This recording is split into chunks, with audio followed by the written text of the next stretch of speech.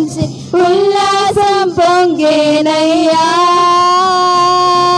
నీ శక్తి కార్యములు తలంచి ఉల్లాసం పొంగేనయ్యా. మంచివాడా మంచి చేయువాడా స్తోత్రము స్తోత్రమయ్యా. మంచివాడా మంచి చేయువాడా స్తోత్రము స్తోత్రమయ్యా. మంచివాడా మహోన్నతుడా ఆరాధనా ఆరాధనా. మంచివాడా మహోన్నతుడా ఆరాధనా ఆరాధనా. బలి అయిన గొర్రెగా పాపములన్నటిని మోసి తీర్చితివే. బలి అయిన గొర్రెగా పాపములన్నిటిని మోసి తీర్చితివే. పరిశుద్ధ రక్తము నా కొరకేనయ్యా, నాకెంతో భాగ్యమయ్యా. పరిశుద్ధ రక్తము నా కొరకేనయ్యా, నాకెంతో భాగ్యమయ్యా. పరిశుద్ధుడా పరమాత్ముడా ఆరాధనా ఆరాధనా. పరిశుద్ధుడా పరమాత్ముడా ఆరాధనా ఆరాధనా. ఎన్నెన్నో ఇక్కట్లు బ్రతుకులో వచ్చిన నిన్నునే విడువానయ్యా. ఎన్నెన్నో ఇక్కట్లు బ్రతుకులో వచ్చిన నిన్నునే విడువానయ్యా.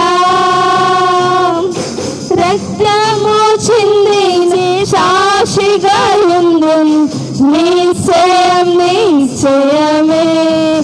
ఆ రక్తము చిందిన సాక్షిగా ఉండు నిశ్చయం నిశ్చయమే.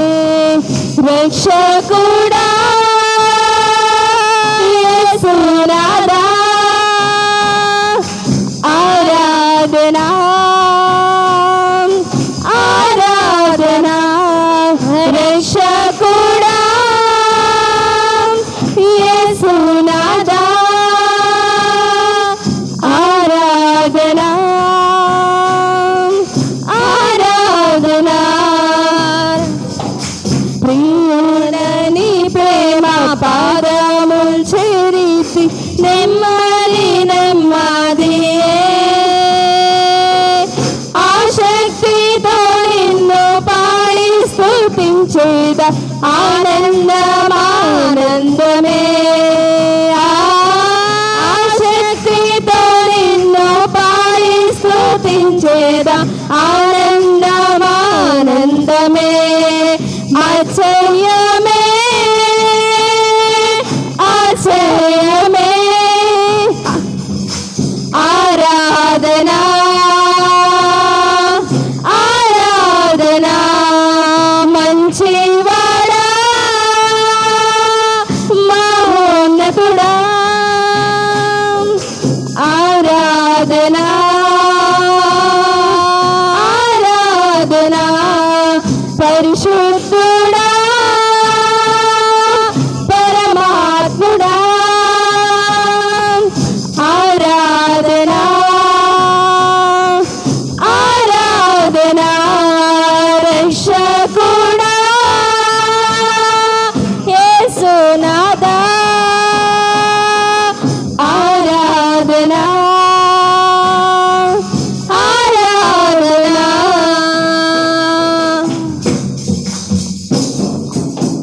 ప్రేమ నమ్మకం కలిగిన మా దేవ, పరిశుద్ధుడైన మా తండ్రి, కృప కలిగిన మా ప్రభువా మీకు వందనాలు. మరొకసారి మరొక దినం మీ ఆవరణంలో చేరి మిమ్మల్ని ఆరాధించడానికి ఇచ్చిన భాగ్యమునకై మీకు స్తోత్రాలు. ఇంకెక్కువగా ఆరాధించగలిగినట్లుగా అనేక అద్భుత ఆశ్చర్య కార్యాలు మీరు మా పట్ల జరిగించండి. దైవ ఇంతవరకు సహాయపడినందుకే మీకు స్తోత్రాలు స్తుతులు చెల్లించుకోండి.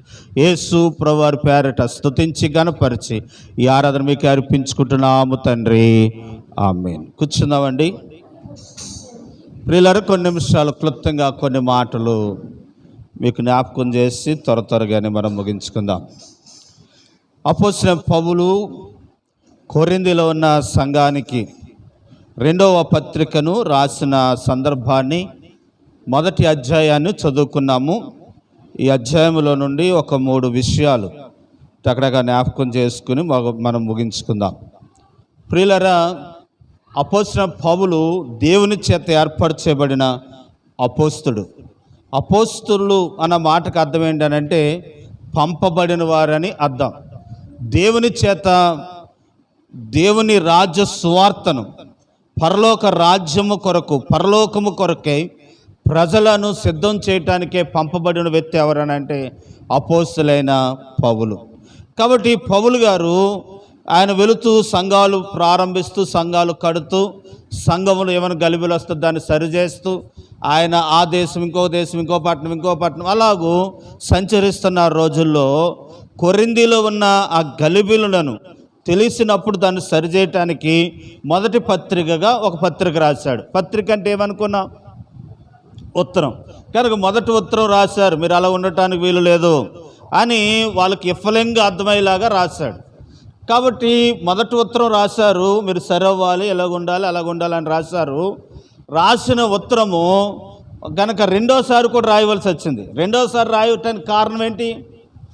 రెండోసారి ఎందుకు రాయవలసి వచ్చింది అని అంటే, మొదటిసారి వారు ఏం చేయబడలేదు, రాసిన పత్రిక వారు సరవ్వలేదని ఇప్పుడు 2వ పత్రిక మళ్ళీ రాస్తా ఉన్నాడు.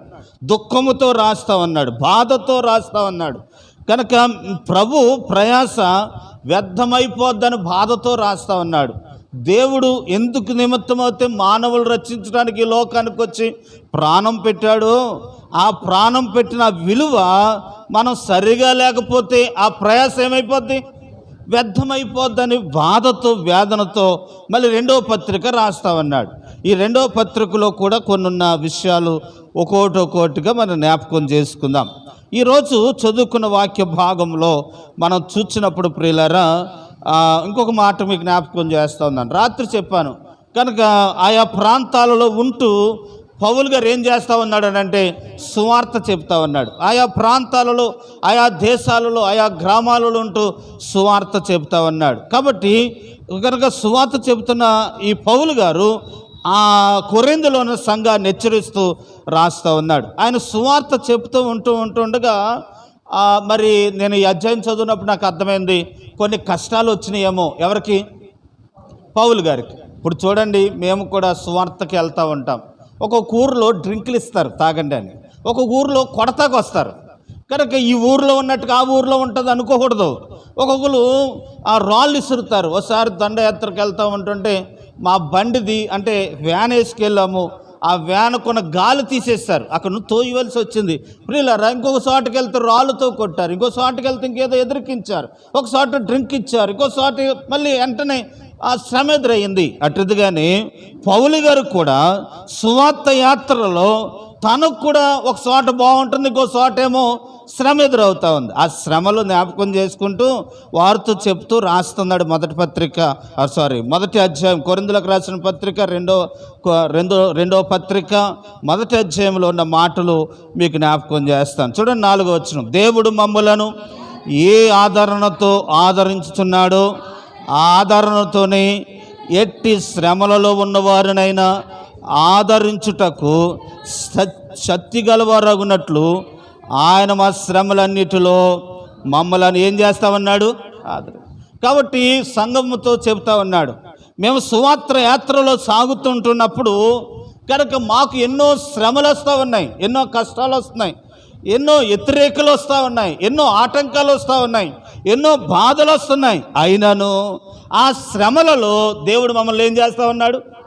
ఆదరిస్తా ఉన్నాడు. ఆ శ్రమలలో దేవుడు మమ్మల్ని విడిచిపెట్టలేదు, ఆ శ్రమలలో దేవుడు మాకు సహాయం చేస్తూ ఉన్నాడు అని చెబుతూ, మాకు ఏ శ్రమలలో దేవుడు ఆదరిస్తున్నాడో ఆ దేవుడే మిమ్మలను ఆదరిస్తాడు. కనుక మమ్మల్ని ఆదరించిన దేవుడే మిమ్మల్ని కూడా ఏం చేస్తాడు? ఆదరిస్తాడు. సంఘానికి రాస్తున్నాడు, మీకు కూడా శ్రమలు వచ్చినాయా, మీకు కూడా కష్టాలు వచ్చినాయా, మీకు కూడా శోధనలు వచ్చినాయి, అట్లయితే మమ్మల్ని ఆదరించిన దేవుడు మిమ్మల్ని కూడా ఏం చేస్తాడు అంటే, శ్రమలలో దేవుడు మిమ్మల్ని విడిచిపెట్టాడు, శ్రమలలో ఆయన విడిచిపెట్టి వెళ్ళిపోయేవాడు కాదు, శోధనలో మిమ్మల్ని విడిచిపెట్టేసేవాడు కాదు. శోధనలోనే దేవుడు మనకేమై ఉంటాడనంటే ఆదరించువాడై ఉంటాడనే విషయాన్ని తెలియపరుస్తున్నాడు. పౌలు గారు ఎలా చెప్పగలుగుతున్నారు అని అంటే, ఆయన కూడా ఇటువంటి శ్రమలు ఏం చేశాడు? అనుభవించాడు. ప్రియులారా, నాకు చిన్నప్పుడు పాంచం పోటు వచ్చింది. పాంచం పోటు అంటే తెలుసామా? ఒక పక్కే వస్తుంది తలపోటు, చాలా భయంకరంగా వస్తుంది, గొనపతో పొడి చేసినట్టు ఉంటుంది. ఆ తలపోటు వస్తే నేను ఒక ఆవిడకి చెప్పాను, ఇలా తలపోటు వస్తుందని అని చెప్తే ఆవిడ ఏమందానంటే, పలానోళ్ళ దగ్గరికి వెళ్ళు, వాళ్ళు నీకు మందిస్తారు, తగ్గిపోద్దని చెప్పారు. కాబట్టి వాళ్ళు ఏం చేసి, ఆవిడ చెప్పినట్లుగా వెళ్ళాను, ఆయన మందిచ్చారు. ఆయన ఇప్పుడు లేరు కనుక ఆ మందు ఇచ్చిన తర్వాత నేను వేసుకున్న తర్వాత వెంటనే ఆ పోటు ఏమైందనంటే తగ్గిపోయింది. ఇప్పుడు ఆ మందు ఆయన ఇస్తాడని, ఆ మందు వేసుకుంటే నాకు తగ్గుతుందని ఆవిడకి ఎలా తెలుసు? ఆవిడకి ఒక దినాన్ని అలా పరిస్థితి వచ్చింది కాబట్టి ఆ కష్టంలో నన్ను ఏం చేసింది? ఆదరించింది, నాకు మార్గం చూపించింది. అటుదిగానే పౌలు గారు అంటున్నారు, నా కష్టంలో దేవుడు నన్ను ఎలాగోతో ఆదరిస్తున్నాడో, మమ్మల్ని ఎలాగోతో ఆదరిస్తున్నాడో దేవుడు మిమ్మల్ని కూడా అలాగే నేను 3 మాటలు చెప్తాను. దేవుడు కష్టాలలో ఉన్నప్పుడు దేవుడు మనల్ని ఏం చేస్తాడట? ఆదరిస్తాడు. చూడండి, స్నేహితులు, బంధువులు, రక్త సంబంధులు కనుక నేనుంటానని చెప్పి వాళ్ళు కష్టాలలో విడిచిపెడతారేమో కానీ మన దేవుడు కష్టాలలో మనల్ని విడిచిపెట్టేవాడు కాదు. కష్టాలలో ఉన్నప్పుడు మనం చెప్పాను ఏంటనంటే, మాకు కష్టం వచ్చినాను మేము ఉపాయం లేని వారము కాము, దాంట్లో నుండి ఎలా తప్పించుకోవాలో దేవుడు మాకేం చూపుతున్నాడు? మాకు మార్గము చూపుతుంది. కష్టాలు వచ్చినాను మాకు ఉపాయము లేని వారము కాము. కాబట్టి కష్టాలు వచ్చినప్పుడే దేవుడు తన ఉపాయాన్ని కూడా మార్గాన్ని కూడా దేవుడు ఏం చేస్తాడటండి? చూపించేవాడు కొట్టాడు. కష్టాలలో దేవుడు మనల్ని ఆదరిస్తాడట. ఎలాగ ఆదరిస్తాడు అని అంటే చూడండి, యెషయా రాసిన గ్రంథం ఎలాగ ఆదరిస్తాడట అని మనం గమనిస్తే 66వ అధ్యాయము 13వ వచనంలో చాలాసార్లు చదువుకుంటాం, మరొకసారి చదువుకుందాం. ఒకరిని తల్లి వానిని ఆదరించినట్లుగా నేను మిమ్మలను, ఒకరిని తల్లి ఆదరించినట్టుగా దేవుడే మనల్ని ఏం చేస్తాడట అంటే, ప్రియులారా, తల్లి ఆదరించినట్టుగా మరి ఎవరు కూడా ఏ జాతి చూడండి, కుక్క జాతిలో చూడండి, పిల్లి జాతిలో చూడండి, లేకపోతే వేరే కోలు జాతిలో చూడండి, ఆ జాతిలో తల్లి ప్రేమించినంతగా మరి ఏది కూడా ప్రేమించదు. ఆవు చూడండి, పిల్ల విషయంలో ఈరోజు దేవుని వాక్యాన్ని బట్టి చెప్తున్న మాట ఏంటనంటే, ఎప్పుడైనా పిల్లలు దెబ్బలాడుకుంటున్నప్పుడు వాళ్ళు కొట్టేసుకున్నారనుకోండి, ఆడు ఏడుస్తూ తల్లి దగ్గరికి వస్తే ఆ తల్లి ఇలా కౌగిట్లో తీసుకుని ఆ చిన్న బిడ్డని ఎవరు కొట్టారా, ఎప్పుడు కొట్టారా అని తల ఇలా గోకుతూ, కొట్టు నేను చూసుకుంటాను లేరా అని ఈడిని ఇలాగ 2 మాట్లాడినా అని. కానీ మొత్తానికి పిల్లోడిని ఏం చేస్తుందని అంటే ఆదరిస్తుంది.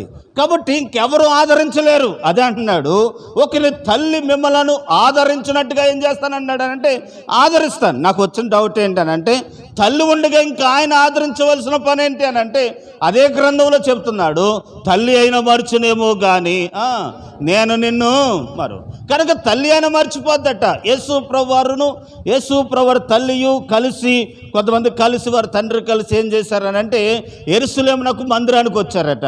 మందిరానికి వచ్చిన తర్వాత ప్రియులారా, వారు బలర్పించేసి వెళ్ళిపోతూ ఉంటుండగా కనుక వారు 3 రోజులంత ప్రయాణం చేశారట. అప్పుడు చూసుకున్నారట ఎవరిని? యేసు ప్రభుని. అప్పటికి కూడా ఎవరు లేరు? యేసు ప్రభు లేరు. అంటే మరియా ఎవరిని మర్చిపోయింది? యేసు ప్రభుని మర్చిపోయింది. అంటే 3 రోజులంతా ప్రయాణం చేసిన తర్వాత చూసుకున్నారట ఎవరిని? యేసు ప్రభుని. అంతే అంటున్నాడు, తల్లి అయినా మర్చునేమో కానీ నేను నిన్ను కవరు. ప్రియులారా, ఒకరిని తల్లి మిమ్మలను ఆదరించినట్టుగా దేవుడు మనల్ని ఏం చేస్తాడటండి? ఎక్కడ ఆదరిస్తాడు? అక్కడే ఉంది. ఎక్కడ ఆదరిస్తాడట అని అంటే యెరూషలేములోనే నేను మిమ్మలను ఆదరిస్తానన్నాడు. యెరూషలేము అనగా దేవుని మందిరం, యెరూషలేము అనగా దేవుడు నివసించే స్థలం. సియోను అన్న మాటకు అర్థం ఏంటనంటే దేవుడు నివసించే స్థలం. దేవుడుండే స్థలాన్ని ఏమని పిలిచారని అంటే సియోను అని అన్నారు. అంటే యెరూషలేములో సియోనులోకి వచ్చినప్పుడు దేవుడు తన వాక్కు మాటల చేత, లేకపోతే తన పాటల చేత, మందిరంలో ఉన్న ప్రశాంతత చేత దేవుడు మనల్ని ఏం చేస్తాడట? ఆదరిస్తాడు. కాబట్టి లోకములో లేని ఆదరణ, లోకములో లేని సంతోషము, లోకములో లేని నెమ్మది ఆయన సన్నిధానానికి వచ్చినప్పుడు దేవుడు మనల్ని ఏం చేస్తాడనంటే ఒకరిని తల్లి ఆదరించినట్టుగా దేవుడు మనల్ని ఏం చేస్తాడటండి? ఎక్కడ ఆదరిస్తాడనంటే దేవుని మందిరములోనే దేవుడు మనల్ని ఏం చేస్తాడట? ఈ వాక్యం వెంటనే దేవుని బిడ్డలారా, ఎప్పుడైనా కూర్చొని అలతగా ఉందనుకో మందిరాన్ని మానేస్తారు. కూర్చొని సమస్య ఉందనుకోండి మందిరాన్ని మానేస్తారు. ఏమో మానేసేవి ఏంటంటే అలతగా ఉందండి, ఏమో మానేసేవి ఏంటంటే కొంచెం సమస్య వచ్చిందండి, కాబట్టి నన్ను అక్కడ నేను ఇంట్లో మనశాంతిగా లేనండి అని చెప్తూ ఉంటారు. నేను అంటున్న మాట ఏంటంటే ఎప్పుడు మనశాంతి లేదు అప్పుడే రావాలి ఎక్కడికి? దేవుని. అప్పుడు మనకు ఆధారం దొరుకుతుంది. ఎప్పుడైతే అనారోగ్యం వస్తుందో అప్పుడే దేవుని మందిరానికి వచ్చినప్పుడు దేవుడు మనకు సహాయం చేస్తాడు. చూడండి ప్రియులారా, మొదటి సమూయేలు రాసిన గ్రంథంలో మనం చాలా చెప్పుకుంటాం. హన్నా అని ఒక ఆవిడ మనం చూస్తాం. హన్నాకు బిడ్డలు లేరు, పిల్లలు లేరు. పిల్లలు లేని సందర్భంలో తోటుకోల చేత, దెప్పుల చేత చాలా సతమతం అవుతూ ఉంది హన్నా. ఆ పరిస్థితులలో వారు దేవుని మందిరానికి వచ్చారు. దేవుని మందిరానికి వచ్చిన తర్వాత వారు బలర్పించిన తర్వాత ఎక్కడ వారు అక్కడికి వెళ్ళిపోతూ ఉంటుండగా అన్న ఏమందానంటే తన భర్తతో, ఏమండి మీరు వెళ్ళండి నేను తర్వాత వస్తానంది. మీరు వెళ్ళండి నేను తర్వాత వస్తానని చెప్పి ఆమె దేవుని మందిరంలో ఉండిపోయి, దేవుని మందిరంలో ఒక గోడ ఉంటే లేకపోతే స్తంభం ఉంటే ఆ స్తంభానికి జారబడి కనుక కన్నీరు మున్నూరై ఏడవలేనంత శక్తితో ఏడుస్తూ ఉందట. ఏడుస్తూ ఉంటున్నప్పుడు అక్కడ పాస్టర్ గారు చూసి అంటున్నారట, ఏమ్మా అంతలాగా ఏడుస్తున్నావేంటి? తాగునోళ్ళు కూడా ఏడవరు కదా, అంతలాగా ఏడుస్తున్నావు ఏంటి? అంతలాగా ఏడుస్తున్నావు అని అంటే నా బాధ మీకు తెలవదండి అని చెప్పింది. చెప్పిన తర్వాత ఆయన లోపలికి వెళ్ళిపోయాడు. ఆయన ప్రార్థన చేసుకున్నప్పటికి దేవుడు ఏ మాట ఇచ్చాడో ఆ మాట ఇచ్చిన తర్వాత ఆ లోపలికి వెళ్ళిపోయిన పాస్టర్ గారు బయటకు వచ్చి ఆవిడతో చెబుతున్న మాట చూడండి. ఒక నిమిషం. కనుక ప్రియులారా, లోపలికి వెళ్ళిన ఆయన దేవుడు ఏం చెప్పాడో ఆ మాట అట్టుకొచ్చి ఆమెకు చెప్పగా ఆ రోజు నుండి ఏడవటం మానివేసిందంట. ఎవరు అంటే దేవుని మందిరంలోకి వచ్చిన తర్వాత ఏం దొరికింది? మన పాఠంలోకి రావాలి. ఆదరణ దొరికింది. చదువుదామా ఏం చెప్పాడట? 17 మొదటి అధ్యాయం 17 వచనం. అంతటి ఏలి నువ్వు క్షేమముగా వెళ్ళుము, నీవు చేసుకున్న మనవి ఆయన దయచేయునుగాక అని ఆమెతో చెప్పగా ఆమె అతనితో నీ సేవకురాలు నేను నీ దృష్టికి కృపనొందునుగాక అనెను. తర్వాత ఆ స్త్రీ తన దారిని వెళ్ళిపోయి భోజనం చేయొచ్చు నాటు నుండి దుఃఖముఖముగా ఉండుట. ఆ రోజు నుంచి ఆడవటం మానేసిందంట. అంతకితం ఎప్పుడు పోయింది దుఃఖం? దేవుని మందిరానికి వచ్చిన తర్వాత. ఈరోజు ఈ వాక్యం అంటే దేవుని బిడ్డలారా, అన్నాకు బిడ్డలు లేకపోవటాన్ని బట్టి దుఃఖం. మరి ఇక్కడ ఉన్నవారు ఎవరైనా ఇలా తింటున్నవారు ఎవరైనా ఏ విషయంలో మీకు దుఃఖం కలుగుతూ ఉందో, ఒకవేళ అనారోగ్యమేమి కామోలు, లేకపోతే ఒకవేళ ఉద్యోగం లేని పరిస్థితే కామోలు, ఒకవేళ లేకపోతే ఏమేమో పరిస్థితులు కావచ్చు, అవమాన పరిస్థితి కావచ్చు, ఏ పరిస్థితులైనా ఇదిగో ఒకరి కన్న తల్లి ఆదరించినట్టుగా ఏ దుఃఖములు ఉన్నావో ఆ దుఃఖములో ప్రభు నిన్ను ఆదరించి నువ్వే విషయంలో మనం ఏడుస్తున్నామో అది దేవుడు మన అక్కరను ఏం చేస్తాడనంటే తీర్చేవాడుగా ఉంటారు అనే విషయాన్ని తెలియపరుస్తూ ఉంటున్నాను. ఆ రోజు నుండి అన్న ఏడవటం మానివేసిందట. ఇంటికి వెళ్ళిన తర్వాత దేవుడు ఆమెను దర్శించగా గర్భవతి అయ్యగా చక్కని కుమారుడు పుట్టాడు. ఆ కుమారుడు పేరు పెట్టారు ఏమనగా సమూయేలు అని పేరు పెట్టారు. దేని కొరకు ఏడ్చిందో, ఎక్కడ ఏడ్చింది అంటే మనం కూడా అనారోగ్య పరిస్థితులు, కష్టాల్లో, బాధల్లో, ఇరుకుల్లో ఎక్కడికి రావాలి? దేవుని సన్నిధికి రావాలి. ఆదివారం ఎగ్గొట్టకూడదు, ప్రార్థన సమయాన్ని ఎగ్గొట్టకూడదు, నిర్లక్ష్యం చేయకూడదు. కాబట్టి అసలే తక్కువ సమయము కనుక మనం రోజంతా గడపలేము. ఇలాంటి సమయాల్లో అయినా సరే కనుక మానకుండా వస్తే మన దుఃఖాన్ని దేవుడు సంతోషంగా మారుస్తాడు. కాబట్టి ఏ విషయంలో మనం దుఃఖిస్తున్నామో ఆ విషయంలో దేవుడు మనకేం కలుగు చేస్తాడటమ్మా? ఆనందాన్ని, ఆదరణను కలుగు చేస్తాడు. మొట్టమొదటిది, ఆయన శ్రమలలో ఉండగా ఆయన మనల్ని ఏం చేస్తాడటండి? ఆదరించుతాడట. ఒకటి. రెండోది చదువుతాను చూడండి. ఆయన శ్రమలలో ఉంటే మనకి ఏం చేస్తాడు అని మనం గమనిస్తే మరొక విషయం మీకు చెప్పాలనేది నేను అనుకుంటున్నాను. నిర్గమకాండంలో ఒక సందర్భం మనం చూస్తామండి. నిర్గమకాండం 3వ అధ్యాయంలో ఏం జరిగిందనంటే, మోషే అనే ఒక ప్రవక్త దైవజనుడు ఉన్నారు. ఆయన దేవుడు కనుగొని ఇశ్రాయేలు ప్రజల దగ్గరికి అతను పంపించాలనుకుంటున్నాడట. అతడు ఇప్పుడు ఈ సందర్భం చెప్పినప్పుడు అతను ఎక్కడున్నాడని అంటే అరణ్యంలో ఉన్నాడట. అరణ్యంలో ఉన్నాడు. ప్రియులారు గమనించండి, ఇశ్రాయేలు దగ్గరికి ఎందుకు పంపించాలనుకుంటున్నాడు అని అంటే, ఇశ్రాయేలు అనే ప్రజలు చాలా శ్రమలలో మగ్గిపోతూ ఉన్నారు. ఏ శ్రమలు అనంటే, ఫరో అనే రాజు ఇశ్రాయేలులను దేవుని ప్రజలను చాలా హింస పెడతా ఉన్నాడట. గడ్డెవడు, మట్టెవడు అనుకున్న ఇటుకలు ఇవ్వాలి. కాబట్టి ఇప్పుడు చూడండి ప్రియులారా, ఇంట్లో నలుగురు ఉన్నారనుకోండి, నలుగురికి 400 ఇటుకలు చేయాలి. ఒకవేళ పిల్లోడికి చేయలేదనుకోండి, 400లో 100 చేయలేదనుకోండి, ఆ రోజు ఒకరికి ఏమి లేదనంటే భోజనం లేదు. అలాగ హింసించేవాడట. మగపిల్లలు పుడితే చంపేసేవాడట. ఇలాగుంటున్న సమయంలో యెహోవాకు మొరపెట్టగా, ప్రియులారా, వారి శ్రమలలో యెహోవాకు మొరపెట్టగా దేవుడు మోషేను కనుగొని అక్కడికి పంపిస్తా ఉన్నాడు. చూడండి ప్రియులారా, పంపించడానికి మోషేను దర్శించాడు. చూడండి 3వ అధ్యాయంలో ఆ మాట చదువుదాం. 3వ అధ్యాయంలో అరణ్యంలో గొర్రెలు మేపుతూ ఉంటున్నప్పుడు మోషేతో దేవుడు దర్శించి అతనితో మాట్లాడుతున్నాడు. 2వ వచనం చదువుదామమ్మా. ఒక పొదమ నడిమిని అగ్ని జ్వాలలతో యెహోవా దూత అతనికి ప్రత్యక్షమయ్యను. అతడు చూచినప్పుడు అగ్ని వలన ఆ పొద మండుచుండెను, కానీ పొద ఏమైపోలేదటండి? కాలిపోలేదు. అప్పుడు మోషే, ఆ పొద ఎలా కాలిపోలేదు? నేను ఆ తట్టు వెళ్ళి ఈ గొప్ప వింతను చూచుననుకొని దాన్ని చూచుటకు అతడు ఆ తట్టుకు వచ్చిన. చాలు నేను వివరిస్తాను. దేవుడు మోషేను ఇశ్రాయేలు ప్రజలకు సహకారిగా వారి శ్రమలలో నుండి వారిని తప్పించడానికి దేవుడు మోషేను కనుగొని ఏం చేశాడనంటే వారి దగ్గరకు పంపించడానికి మోషేను దేవుడు తయారు చేస్తూ ఉన్నాడు. తయారు చేసినప్పుడు అతనితో దేవుడు ఎక్కడ మాట్లాడాడంటే ఒక పొదలో మాట్లాడాడంటే. అందరూ ఒకసారి దేవుని స్తోత్రం ఇద్దామండి. పొద ఉందంటండి, చాలా పెద్ద చెట్టు ఉంది. ఆ చెట్టులో పైన ఆ చెట్టు రొబ్బల మీద నుండి అగ్ని బగ కాలుతుందండి. మోషే దూరం నుంచి చూసి, ఇదేంటిది ఈ చిత్రంగా ఉంది, చాలా చూడండి ప్రియులారా, ఒక మాట కొంచెం అవగాహన కొరకు.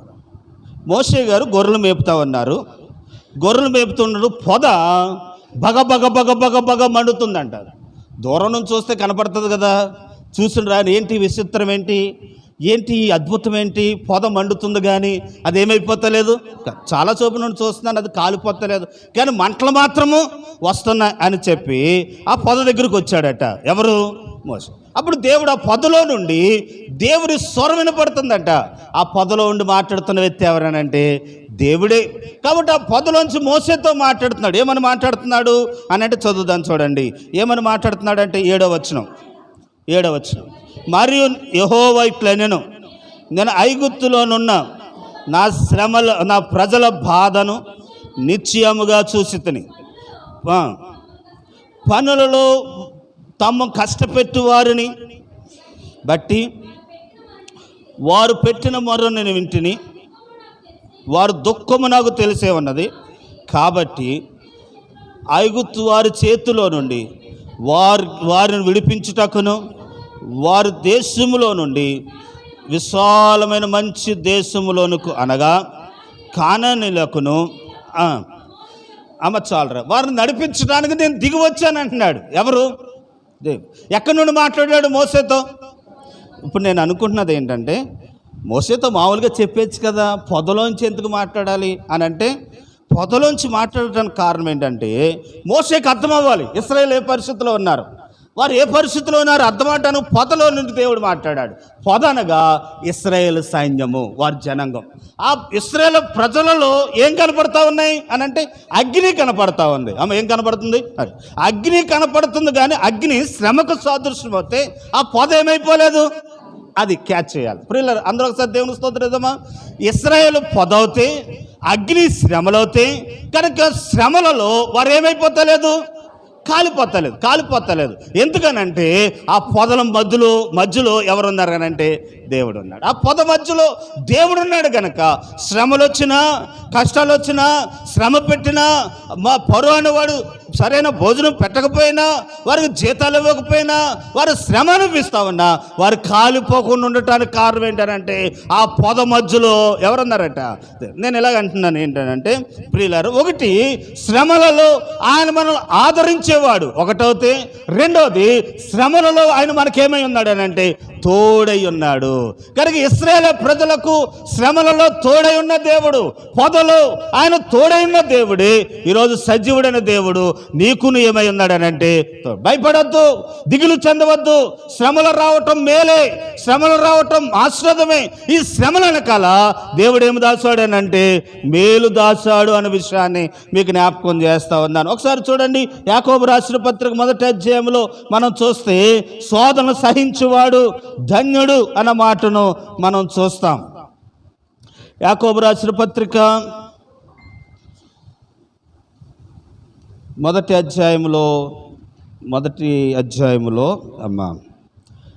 12వ వచనం, శోధన సహించువాడు ధన్యుడు, అతను శోధనకు నిలిచిన వాడై ప్రభు తన్ను ప్రేమించు వాగ్దానము చేసిన జీవ కిరీటము పొందునా.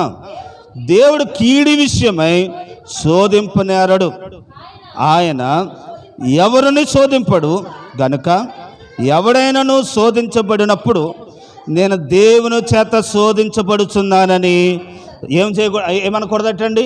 దేవుని చేత మనం ఏం చేయబడుతున్నామంట, శోధించబడుతున్నాం అనకూడదట.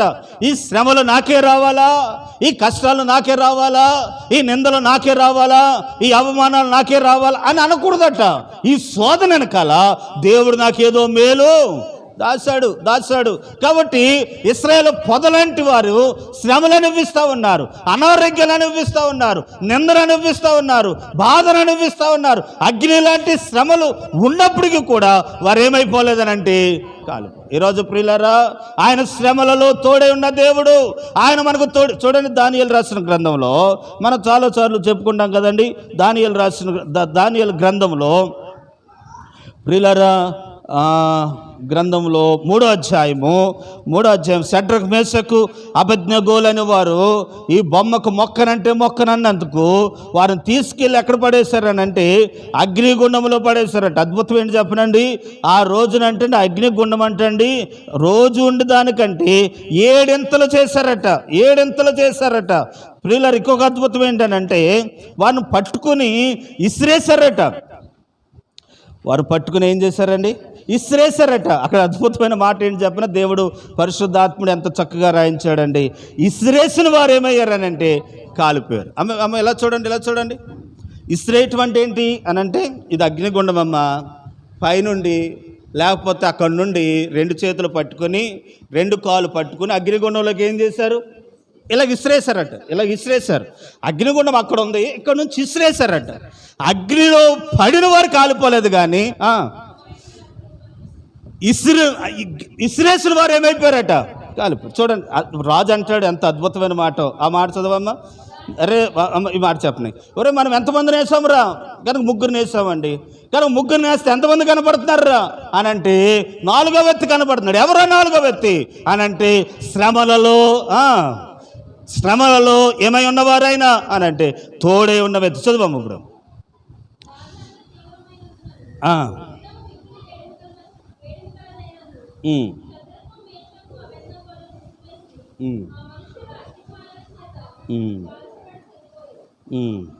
అమ్మా 25వ వచనం, అందుకు రాజు నే ఉమ్, ఆ, ఆ. నాలుగో వాని రూపము ఏ రూపం అంట? దేవతల రూపం. ఈ నాలుగో వ్యక్తి ఎవరై ఉంటారు? దేవుడే. కాబట్టి ఈరోజు దేవుని వాక్యం అంటే దేవుని బిడ్డలారా, శ్రమలలో దేవుడు నాలుగో వ్యక్తిగా వారుతూ ఉన్న దేవుడే ఈరోజు మనతో కూడా తోడు. కనుక ఒక విషయం మర్చిపోకూడదు. ఈ శ్రమ వచ్చినప్పుడు ఎలాగనుకోవాలి, దీని వెనకాల మన కొరకు దేవుడు ఏదో మేలు దాశాడు, ఆయన చిత్తం. ఆమె ఇంకొక విషయం, లాజరు చనిపోయి 4 రోజులకు వచ్చాడు. అక్కడ చక్కగా తీయొద్దులండి, ఏమని రాయబడుతుందంటే ఆయన ప్రేమించిన శిష్యుడు అంటారు. ప్రేమించిన వ్యక్తి అంట. దేవుడే ప్రేమించాడు. లాజరు ప్రేమించడం కాదు, దేవుడే ప్రేమించాడట. ఎవరిని? ప్రేమించిన వ్యక్తి రోగిగా ఉన్నప్పుడు వచ్చుంటే ఏమవుతాడు లాజరు అన్నట్టు? బాగుపడదుడు. కానీ చచ్చిపోయాడు లాజరు. చచ్చిపోవటమే దేవుని చిత్తమైంది కనుక చచ్చిపోవటమే దేవుని చిత్తం. కాబట్టి మరియా మార్తలు వారు బాధపడటమే దేవుని చిత్తం. ఎందుకనంటే చనిపోయిన వ్యక్తిని దేవుడు ఏం చేయాలి?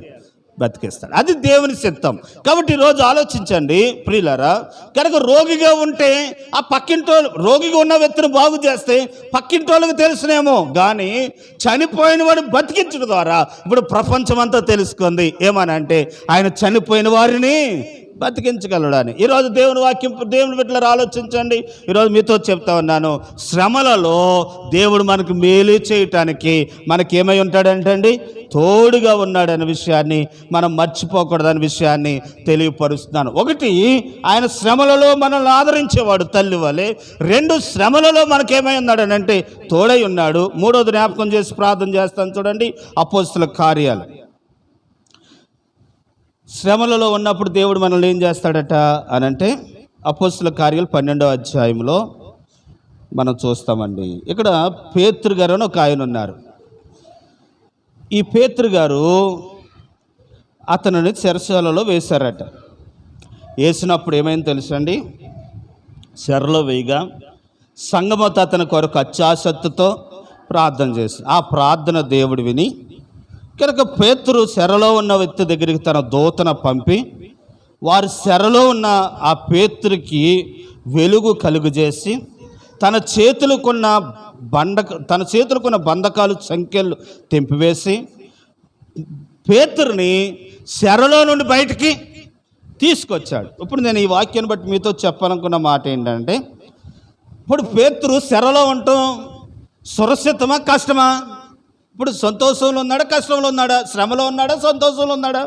శ్రమలో ఉన్నాడు. కాబట్టి ఈరోజు వినాలి, శ్రమలో ఉన్న వ్యక్తిని శ్రమల్లోనే వదిలేకుండా ఆ శ్రమలలో ఉన్న వ్యక్తిని బయటికి.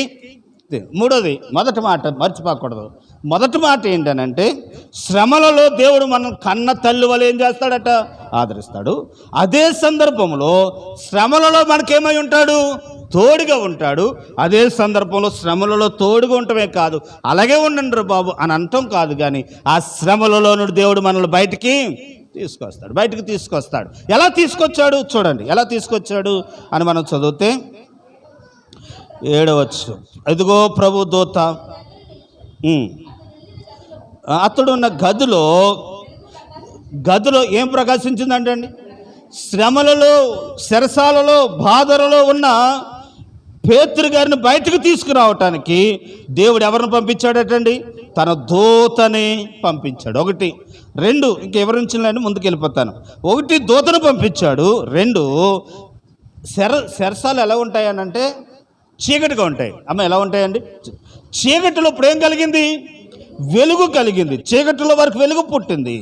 కనుక ప్రియులారా, శ్రమలలో వారిని అలా వదిలేకుండా శ్రమలలో ఉన్న వారిని విడిపించడానికి దూతను పంపించాడు. వెలుగు కలిగింది. తర్వాత తట్టి త్వరగా లిమ్మని చెప్పాను. సంఖ్యలు అతని చేతి నుండి ఏమైపోయినాయి అంటండి? అతని బంధకాలు ఏమైనాయి? ఊడిపోయినాయి, తెంపబడ్డాయి. ప్రియులారా, ఈరోజు ఏ శ్రమలో నుండి బంధకాల్లో ఉన్నావో ఆ బంధకాల నుండి దేవుడు ఏం చేస్తాడట? విడిపిస్తాడు. ప్రియులరా, విడిపించగల దేవుడు మన దేవుడు. మన కష్టాల్లో ఉండి సంతోషించేవాడు కాదు, మన కష్టాల్లో ఉంటే ఆయన ఆనందించేవాడు కాదు. ఆ కష్టాల్లో ఉన్న మనలను ఆదరించి తోడయ్యుండి ఆ కష్టాల్లో నుండి మనల్ని ఏం చేస్తాడనంటే తప్పిస్తాడు. కాబట్టి నేను ఎన్నో చెప్పగలను, ఎన్నో విషయాలు తప్పించుకుంటూ వచ్చిన దేవుడు ఇంకనూ ఏం చేస్తాడు? తప్పిస్తాడు. నన్ను అదే అంటున్నాడు అపోస్తలుడు పౌలు, నన్ను తప్పించిన దేవుడు మిమ్మలను నన్ను ఆదరిస్తున్న దేవుడు మిమ్మలను ఆదరిస్తాడు. నాకు తోడై ఉన్న దేవుడు మీకును తోడై ఉంటాడని చెప్తూ ఇంకో ఏమంటున్నాడు తెలుసా? ఇంకో మాట చెప్తాను చూడండి. 10వ వచనం, మొదటి కావలి రెండవ కావలి దాటి పట్టణమునకు పోవు ఇనప గడులకు వచ్చినప్పుడు దానంతట అది వారికి తలుపులు ఏమైనాయి అంటండి? తెరుచుకున్నాయి. తలుపులు చెరసాల జైలు ఆ తలుపులు మామూలుగా చిన్నగా మనకలాగా ఉండవు, గెంటితే పడిపోయేలాగా ఉండవు, చాలా పెద్దగా ఉంటాయి కదండి. కానీ అవి తెరవాలంటే చాలా కష్టం. కానీ ఇప్పుడు ఏమైందనంటే దేవుడు చెరలో ఉన్న శ్రమలో ఉన్న పేతురుని తీసుకురావటానికి, తనకు మార్గం ఏర్పాటు చేయటానికి ముయ్యబడిన ద్వారాలు ఏం చేశాడు? తెరిచాడు. ప్రియులారా, ఈరోజు ఏ విషయంలో మనం ముయ్యబడ్డాయో ఆ విషయంలో దేవుడు ఏం చేస్తాడట? ఎరుకో పట్టణంలో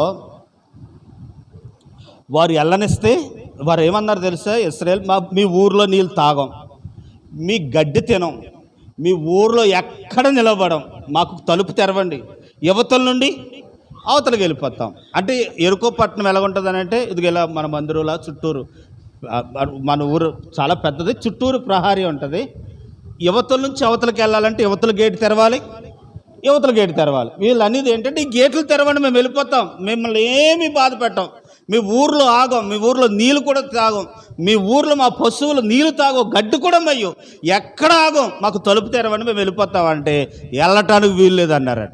వెళ్ళటానికి వీలు లేదన్నందుకు ప్రాకారం ఏమైపోయింది? ఇప్పుడు ఆ తలుపులు ఏమైపోయినాయి? చదువుతారా? ఆ మాట చదవండి, చదివిద్దాం. వారు ప్రాకారం ఎక్కి వెళ్ళారట. అంటే కూలిపోయిన ప్రాకారం మీద ఏం చేశారు? అంటే ముయ్యబడిన ద్వారాలు ఏం చేశాడు దేవుడు? అసలు లేకుండానే చేసేసాడట. అది అద్భుతం. యెహోషువ గ్రంథంలో ఆ మాటలు చదువుతాం.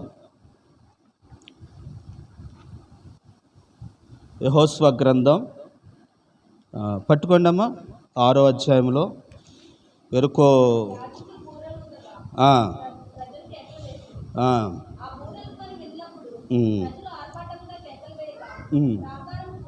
ప్రాకారము, అది ఆ మాట, ప్రజలందరూ తమ ఎదుటికి చక్కగా పట్టణము ప్రాకారం ఎక్కి పట్టణమును ఏం చేశారట? అంటే ప్రాకారం ఎక్కటం అంటే, ఇప్పుడు ప్రాకారం ఏమైపోయింది? కూలిపోయింది మాట, బోర్లో పడిపోయిన దాని మీద నుండి ఎక్కి వెళ్ళారు. అలా తలుపు తీసుంటే ఆ పట్టణానికి దేవుడు ఏం చేదుడు చెప్తలేదు. బైబిల్లో రాహాబ్ అని వేశ్య ఉందండి. రాహాబ్ అని వేశ్య ఈ ఎవరిలో ఏగులు వారు వచ్చినప్పుడు దాచిందండి. దాయటాన్ని బట్టి వచ్చిన మేలేంటి?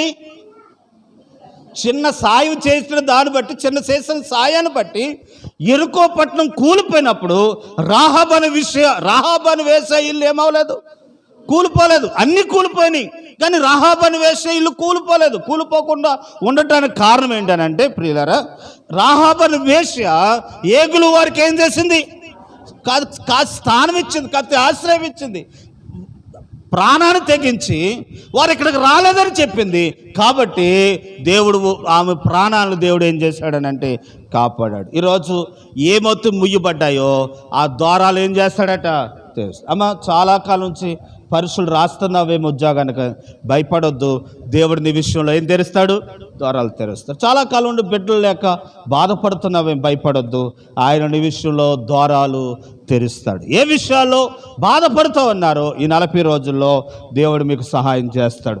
ఒకవేళ వివాహం విషయం కానివ్వండి, ఒకవేళ ఇల్లు విషయం కానివ్వండి, ఒకవేళ వేరే వేరే సమస్య కానివ్వండి, మనసు ఏ బాధపడుతూ ఉన్నారో ఆ బాధలో దేవుడు మీకు తోడై ఉండి మీకు సహాయం చేసి ముయ్యబడిన ద్వారాలు ఏం చేస్తాడనంటే తెరుస్తాడు. ఆ ఇనప గోడలైనా, ఎత్తడ ప్రాకారాలైనా, ఇనప గడులైనా దాన్ని పగలగొట్టి దాన్ని దాటుకుని వెళ్ళేలాగా దేవుడు చేయగల. దేవుడి మీద ఆధారపడదాం. అపోస్తలుడైన పౌలు అంటున్నాడు, మాకు ఎట్టి శ్రమలు ఉన్నాయో ఆ శ్రమలో మమ్మల్ని ఆదరించిన దేవుడు మిమ్మలను ఆదరించి. ఇంకొక మాట చెప్పేసి ప్రార్థన చేస్తాను చూడ, మళ్ళీ ఇంకోసారి చెప్పడానికి అవకాశం ఉండదు కనుక 1 కొరింథీ రాసిన పత్రిక 1వ అధ్యాయంలో పౌలు గారు అంటున్నారు, ఏమంటున్నారనంటే దేవుని పిల్లలమైన మనం నేర్చుకోవాల్సిన విషయం ఏంటంటే ఈ లక్షణం ఉండాలట. అప్పుడు దేవుడు మనకు సహాయాన్ని చేస్తాడు. 1వ అధ్యాయం 10వ వచనంలో ఆయన అట్టి గొప్ప మరణం నుండి మమ్మలను తప్పించెను, ఇక ముందును మమ్మలను తప్పిస్తాడు. చదువురా 10వ వచనం కింద నుంచి, మరియు మా కొరకు ప్రార్థన చేయు వలన మీరు కూడా సహాయం చేయుచుండగా ఆయన ఇంకను ముందుండి మమ్మలను తప్పించినని ఆయన యందు నిరీక్షణ గలవారమై ఉన్నాం. అందువలన అనేకుల ప్రార్థన ద్వారా మాకు కలిగిన కృపావరములకు అనేకుల చేత మా విషయమై కృతజ్ఞతాస్తుతులు. పౌలు గారు అంటున్న మాట ఏంటంటే, మేము ఈ శ్రమలలో నుండి దేవుడు మమ్మల్ని ఏం చేస్తూ ఉన్నాడు? తప్పిస్తూ ఉన్నాడు. ఎక్కడో ఇప్పుడు తప్పిస్తాడు, ఎక్కను తప్పిస్తాడు, తప్పించుతున్నాడు. కాబట్టి దేవునికి వందనాలు అని చెప్తే ఏమంటున్నాడు అని అంటే, మీరు మా కొరకు ప్రార్థన చేయటం మానవద్దు అని అంటున్నాడు. మీరు మా కొరకు ఏం చేయండి? ప్రార్థన. ఇప్పుడు ఇక్కడ ఉన్న మనము ఈ అలవాటు చేసుకోవాలి ఏంటంటే, ఎవరైతే శ్రమలలో ఉన్నారో, కష్టాల్లో ఉన్నారో వారి కొరకు మనం ఏం చేయాలి? ప్రార్థన. అది మంచి అలవాటు. కాబట్టి దేవుని వాక్యం చెప్తా ఉంది, ఏబు గ్రంథంలో తీయొద్దులండి, తన స్నేహితుల కొరకు ప్రార్థన చేసినప్పుడు ఏబును రెండింతలుగా ఆస్తు. ఈరోజు మనము కూడా కష్టాల్లో ఉన్నారని మనకు వినపడితే వారి కొరకు ఏం చేయాలి? ప్రార్థన. సోదరులు ఉన్నారని మనకు తెలిస్తే వారి కొరకు ప్రార్థన చేయాలి. కాబట్టి ఎవరు ఏ సమస్యలు ఉన్నారో వారి కొరకు మనం ఏం చేయాలని అంటే ప్రార్థన చేయాలి. దేవుని పిల్లలైతే మరీ ఎక్కువగా చేయాలి. దేవా, వారి సోదరులు ఉన్నారు, ఈ కష్టాల్లో ఉన్నారు, ఈ ఇబ్బందుల్లో ఉన్నారు ప్రభు అని మనం వారి కొరకు ప్రార్థన చేసినప్పుడు దేవుడు మన పట్ల దేవుడు కార్యాన్ని చేస్తాడు. అమ్మ వినండి, నేను ఇలా బంతేసానండి, మీరు పట్టుకుంటే తిరిగి రాదు, పట్టుకోకపోతే తిరిగి వస్తుంది. అట్టిది కానీ ప్రార్థన వారి యోగ్యులతో వారి ఇంట్లోకి వెళ్తుంది, యోగ్యులు కాకపోతే తిరిగి మన ఇంట్లోకి వచ్చేస్తుంది. వాక్యం చెప్తుంది, రేపు చూపిస్తాను నేను. యోగ్యులతో వారి ఇంట్లోకి వెళ్తుంది, యోగ్యులు కాకపోతే మన దగ్గరికి వచ్చి. ఇప్పుడు దేవా శ్రమలో ఉన్నారు నాయన, అయ్యో దేవా ఈ బిడ్డను దీవించిన ఆయన అని అన్నాను. వారు దీవించబడటానికి, శ్రమల నుండి విడుదల అవటానికి వాళ్ళు యోగ్యులైతే వారి ఇంట్లోకి వెళ్తుందట. లేకపోతే దేవుడు మన ఇంట్లోకి వచ్చి ఆ ప్రార్థన మనలను ఆస్వాదిస్తుందట. మనకున్న శ్రమల్లో నుండి దేవుడు తప్పిస్తాడట. అటువంటి ఇతరుల కొరకు మనం ప్రార్థన చేద్దాం. అలాగ చేయటం వల్ల వచ్చిన ఆశీర్వాదాలు పొందుకుందాం. అట్టి కృప దేవుడు మనకు సహాయం చేయను గాక. ఆమేన్. తలలు వంచుదాం, కళ్ళు మూసుకుందాం, ప్రార్థించాం. ప్రియులారా, ఇన్న వాక్యాన్ని బట్టి తల పోసుకొనుచు ప్రార్థన చేద్దాం. ప్రార్థన చేసినప్పుడు ఏం చేయాలనంటే, ఈరోజు ఏదైతే దేవుడు మాట్లాడాడు, నిన్నది కాదు, ఈరోజు ఏం మాట్లాడాడు, ఆ విషయాలు ఎత్తుపడుతూ ప్రార్థన చేయాలి. దేవా, నిజమే, ఒకని తల్లి మిమ్మల్ని ఆదరించినట్టుగా ఆదరిస్తానన్నారు, నన్ను ఆదరించిన ఆయన. ఒకని ప్రభా శ్రమలలో తోడై ఉంటానన్నావు. ఇదిగో ఇశ్రాయేలు కాలిపోయిన పొదలాంటి పరిస్థితులలో వారికి మీరు తోడై ఉన్నావు నాయన, ఈరోజు మాకు తోడై ఉండండి ప్రభువా అని అడుగుదాం. తర్వాత అదే శ్రమలలో ఉన్నవారిని చూసి దేవుడు సంతోషించేవాడు కాదు, ఆ శ్రమలలో ఉన్నవారిని విడిపించేవాడు. వారు ఏ విషయాలు ముయ్యబడ్డాయో ఆ ముయ్యబడిన ద్వారాలు తెరిచేవాడు. ఆయన ద్వారాలు తెరిచి వారికి సహాయాన్ని చేయగలవాడై ఉన్నాడు. ప్రియులారా, ఈరోజు దేవుని వాక్యం మీతోనే మాట్లాడింది. అమ్మ బాబు, ఏ శ్రమలో ఉన్నావు? ఎంత కాలం నుండి నీ శ్రమ నిన్ను వెంటాడుతూ ఉంది, నీ బాధ నిన్ను వెంటాడుతూ ఉందో, నీ ఇబ్బంది నిన్ను వెంటాడుతూ ఉందో, భయపడొద్దు. ఈ రాత్రి ప్రభు నీ చెయ్యట్టుకొని నిన్ను లేవనెత్తడానికి ఇష్టపడతా ఉన్నాడు. శ్రమలలో పౌలు గారు అంటున్నారు, మమ్మల్ని ఏ శ్రమలలో దేవుడు ఆదరిస్తున్నాడో అదే శ్రమలు మిమ్మల్ని ఆదరిస్తాడు, మీకు తోడై ఉంటాడు, మిమ్మల్ని విడిపిస్తాడని ప్రభు చెప్తా ఉన్నారు. అలాగూ ప్రభు సన్నిధానంలో మనం ప్రార్థన చేసుకుందాం. ప్రియులారా, వెళ్ళిపోదాం. సమయం అయిపోతుంది అనుకో, వెళ్ళిపోదాం. సమయం స్పీడ్గా అయిపోతుంది, కానీ విన్న వాక్యాన్ని మన హృదయాలు మనం భద్రపరుచుకొని, దేవా నువ్వు నన్ను ఆదరిస్తానన్న వాగ్దానం చేశావు కదా, నాకు తోడై ఉంటానన్నావు కదా, నన్ను విడవనన్నావు కదా, అయ్యా నువ్వు నాకు తోడై ఉండండి, నాకు సహాయపడండి ప్రభువా, మీ సన్నిధి మాతో ఉంచండి అయ్యా, నాకు ఏ విషయాలు ముయ్యబడ్డాయో ఆ ద్వారాలు తెరవండి ప్రభువా అని ప్రభు దగ్గర మనం ప్రార్థిద్దాం, దేవుని సహాయం కోరదాం.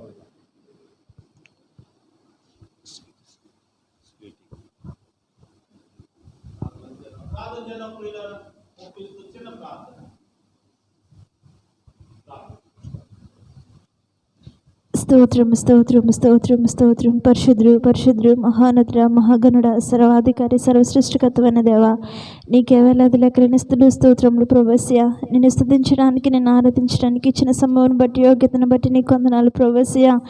ఈ సమయానికి ఎంతోమంది ప్రభువా ఈ లోకాన్ని విడిచిపెట్టి వెళ్ళిపోయినప్పటికీ ప్రభా, మమ్మల్ని, మా కుటుంబాన్ని, మా సంఘాన్ని ప్రభా సజీవ లెక్కలో ఉంచావంటే ప్రభా, మా శక్తి కాదు, మా భక్తి కాదు, మా ప్రార్థన కాదు, కానీ ప్రభా అది కేవలం నీ కృపయే ప్రభువా. నీ కృపకి ఏమి ఇచ్చినా మీ రుణం తీర్చుకోలేని దేవా, నీకు వందనాలు ప్రభా. అయ్యా సజీవులే కదా నేను ఆరాధిస్తారన్న రీతిగా ప్రభువా సజీవ లెక్కలో ఉంచిన ప్రభువా మేము ఆరాధించలేకపోతున్నాము ప్రభువా. అయ్యా మా మనసులో మార్చిపెట్టమని అడుగుచున్నాను దేవా, నీకు వందనాలు దేవా. అయ్యా ప్రభా పాటలో నువ్వు జీవాత్మని ఏకత్వను దయచేస్తున్న విధానాన్ని బట్టి నీకు వందనాలు ప్రభువా. ఆరాధనలో ప్రభువా నీ పూర్ణాత్మతో, నేను పూర్ణ శక్తితో ఆరాధించే భాగ్యాన్ని ఇచ్చినందుకు వందనాలు యేసయ్యా. నీ దాసుడు విత్తన వాక్యం బట్టి నీకు వందనాలు ప్రభువా. అయ్యా ఒక తల్లి నిన్ను ఆదరించినట్లుగా ప్రభువా నేను నిన్ను ఆదరిస్తానని వాగ్దానం చేశావు ప్రభువా. అయ్యా ఎవరైతే ప్రభువా నీ ఆదరణ కోసము ప్రభువా వేచి చూస్తున్నారు ప్రభువా, వారికి నీ ఆదరణ దయచేయమని అడుగుచున్నాను దేవా, నీకు వందనాలు ప్రభువా. అయ్యా నువ్వు ఆదరించే దేవుడు ప్రభువా, ఆదుకునే దేవుడు ప్రభువా. అయ్యా ప్రతి ఒక్కరిని ఆదరించమని అడుగుచున్నాను దేవా, నీకు వందనాలు ప్రభువా. అయ్యా సమస్య నుంచి, శ్రమల నుంచి తప్పించమని అడుగుచున్నాను దేవా, నీకు వందనాలు ప్రభువా. శ్రమలలో మాకు తోడే ఉండమని అడుగుచున్నాను దేవా, నీకు వందనాలు ప్రభువా. నీకే వందనాలు స్తుతులు స్తోత్రములు ప్రభువా. అయ్యా ఎవరి హృదయంలో ప్రభువా ఏ బాధలతో వచ్చారు ప్రభువా, అయ్యా వారి ప్రతి ఒక్క బాధల నుంచి విడుదల దయచేయమని అడుగుచున్నాను దేవా, నీకు వందనాలు ప్రభువా. అయ్యా తల్లి అయినా మరిచినేమో నిన్ను మరువము చూడము, నీ అరచేతిలో చెక్కున్న రీతిగా ప్రభువా నీ చేపట్టి మమ్మల్ని నడిపించమని అడుగుచున్నాను దేవా, నీకు వందనాలు ప్రభువా. వందనాలయ్యా, స్తోత్రమయ్యా, నీకే వందనాలయ్యా ప్రభువా. అయ్యా నీకే వందనాలు ప్రభువా. అయ్యా 10th క్లాస్ ఎగ్జామ్ రాసి ఉన్న బిడ్డను జ్ఞాపకం చేసుకోమని అడుగుచున్నాను ప్రభువా. మంచి రిజల్ట్స్తో పాస్ అవ్వడానికి నేను సహాయం దయచేయమని అడుగుచున్నాను దేవా, నీకు వందనాలు ప్రభువా. అయ్యా ఎవరికైతే గర్భఫలం లేదో ప్రభువా, గర్భఫలం యెహోవా ఇచ్చు బహుమానం అన్నావు ప్రభువా, ఆ బహుమానాన్ని బిడ్డలకు దయచేయమని అడుగుచున్నాను దేవా, నీకు వందనాలు ప్రభువా. అయ్యా ఎవరైతే గృహాలు కట్టుకోవాలని తలంపు కలిగి ఉన్నారు ప్రభువా, యెహోవా ఇల్లు కట్టించిన దాన్ని కట్టువారు ప్రయాసము వ్యర్థమన్నావు ప్రభువా. అయ్యా నీవే కట్టించమని అడుగుచున్నాను దేవా, నీకు వందనాలు ప్రభువా. అయ్యా ఎవరి కుటుంబంలో అయితే ప్రభువా శాంతి లేదు, సమాధానం లేదు ప్రభువా, వారి కుటుంబంలో శాంతిని, సమాధానాన్ని దయచేయమని అడుగుచున్నాను దేవా, నీకు వందనాలు ప్రభువా. అయ్యా నీ సన్నిధానములో ప్రభువా నిత్యము సుఖ సంతోషములు కలవు ప్రభువా. అయ్యా నీ సన్నిధానానికి వచ్చి ఆరాధించే భాగ్యం మాకు దయచేయమని అడుగుచున్నాను దేవా, నీకు వందనాలు ప్రభువా. నీ నోరు బాగుగా తెరుగు దాన్ని నింపెదమన్న రీతిగా ప్రభువా నిన్ను అడిగి పొందుకునే భాగ్యమును మాకు దయచేయమని అడుగుచున్నాను దేవా, నీకు వందనాలు ప్రభువా. అడిగి ఉన్నవన్నీ ప్రభువా పొందుకున్నామనే విశ్వాసాన్ని మాకు దయచేయమని అడుగుచున్నాను దేవా, నీకు వందనాలు ప్రభువా. ఆ విశ్వాసాన్ని మాలో నుంచి తీసివేయమని అడుగుచున్నాను దేవా, నీకు వందనాలు ప్రభువా. అయ్యా నువ్వు అడుగు వాటండి కంటే, నువ్వు ఊహించు వాటండి కంటే అధిక మేలు చేసే సమర్థుడు ప్రభువా. నీకు అసాధ్యమైనది ఏది లేదు ప్రభువా, నీకు సమస్తమును సాధ్యమే ప్రభువా. అయ్యా మా జీవితాలను మార్చండి ప్రభువా, మా బ్రతుకులు మార్చిపెట్టమని అడుగుచున్నాను దేవా, నీకు వందనాలు ప్రభువా. నీ సన్నిధానంలో ప్రభువా నిత్యం వదిలే బిడ్డగా మమ్మల్ని తయారు చేయమని అడుగుచున్నాను దేవా, నీకు వందనాలు ప్రభువా. అయ్యా ఈ 40 దినాలు ప్రభువా ఎవరైతే ఉపవాసం ఉండి ప్రార్థన చేయుచున్నారు ప్రభువా, వారి ప్రార్థనని చిత్తమైతే అంగీకరించమని అడుగుచున్నాను దేవా, నీకు వందనాలు ప్రభువా. నీ సన్నిధానంలో గొప్ప సాక్షులుగా నిలబెట్టమని అడుగుచున్నాను దేవా, నీకు వందనాలు ప్రభువా. అయ్యా ఎంత పాపివన్నీ కాదని ప్రభువా నీ పాదాల చెంత చేరి ప్రార్థించుండగా ప్రభువా మా ప్రార్థనను ఆలకించమని అడుగుచున్నాను అడుగుచున్నాను దేవా, నీకు వందనాలు ప్రభస్య. నీకే వందనాలు, స్తుతులు, స్తోత్రములు ప్రభస్య. ఎవరైతే ప్రభస్య అనారోగ్యాలతో బాధపడుచున్నారు ప్రభస్య, ముట్టండి, స్వస్థపరచమని అడుగుచున్నాను దేవా, నీకు వందనాలు ప్రభస్య. నీ బలహీనమైన సమయంలో ప్రభు నీ బలాన్ని ప్రసాదించమని అడుగుచున్నాను దేవా, నీకు వందనాలు ప్రభస్య. నీకే వందనాలు, స్తోత్రములు ప్రభస్య. అయ్యా, నీకు వేరుగా ఉండి మేమేమీ సాధించలేము ప్రభస్య.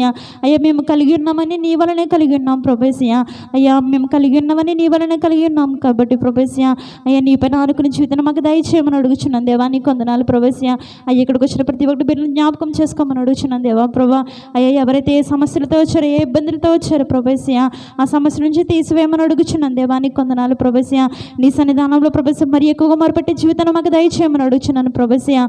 అయ్యా, యవన కాలంలో నీ కాడు మోసే బిడ్డలు మమ్మల్ని తయారు చేయమని అడుగుచున్నాను దేవా, నీకు వందనాలు ప్రభస్య. అయ్యా, విన్న వాక్యాన్ని ప్రభస్యగా బట్టిగా వదిలివేయకుండా ప్రభస్య, మా హృదయమైన పలకల మీద రాసుకుని ప్రభాన్ని అనుసరించి నడిచిన భాగ్యాన్ని మాకు దయచేయమని అడుగుచున్నది ప్రభస్య.